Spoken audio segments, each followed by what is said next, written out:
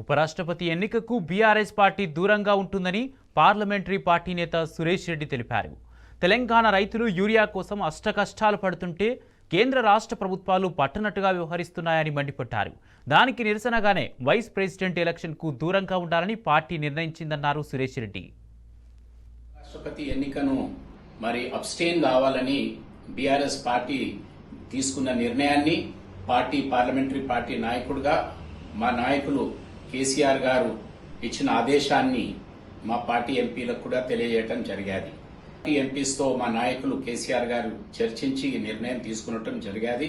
దీంట్లో ప్రధానంగా బాధతో ఈ నిర్ణయం తీసుకునడానికి కారణం గత నెల రోజుల నుంచి రాష్ట్రంలో రైతులు ఎదుర్కొంటున్న ఈ ఎరువుల సమస్య, ప్రధానంగా యూరియా సమస్యను ఇటు కేంద్రంలో అటు రాష్ట్రంలో ఏ పార్టీ కూడా దీన్ని పరిష్కార మార్గానికి ప్రయత్నాలు కూడా జరపలేదనే విషయాన్ని గమనించి ఈ నిర్ణయాన్ని తీసుకున్నాం. ఇద్దరు అభ్యర్థులు కూడా సమర్థవంతులు, వారిపై మాకు సంపూర్ణ గౌరవం ఉంది.